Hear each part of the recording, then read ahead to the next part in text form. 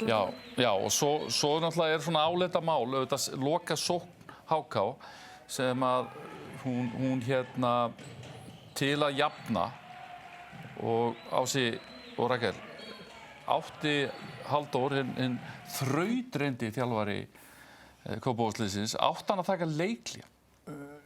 Ég hef ekki tekið leikhlé hana.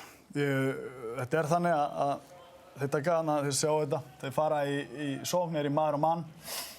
Við erum að háka þröngvar og við færi hægra horninu, það sem vilja, og hann ver. Og þarna ég veit ekki hvað langt eftir, keyru upp. Ef Haukur losaði hornið, þá væri dauðafæri.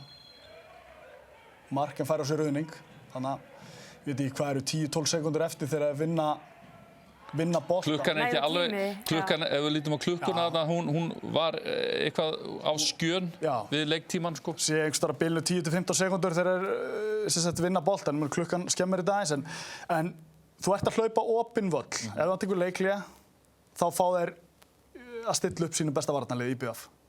Og ekkert margar sekúndur þú byrjar frá þínu marki, þannig að ég held að sé rétt að hlaupa opinn völl, en Haukur, sko, hann fer í þessa árás og fær á sig ruðning og þetta eftir á þegar hann sér þetta að hann geta að opna hornið. Haukur átti góðan leik, 8 mörk, en það sem sést líka í þessu, að það hefur fleiri leikmenn átt að hlaupa með í sókn, það fer einn í skiptingu og svona.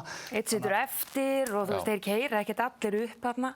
Þetta svolítið nýtt á Rakel og Ási að við sáum fyrir bara örfáum árum, það voru bara alltaf leikhlé í loka sókninni eða skipti máli aðstæðurnar sem að koma upp? Já, aðstæðurnar skipta þetta klárlega máli og svona þetta momentum sem oft hjá öðru hvoru liðinu.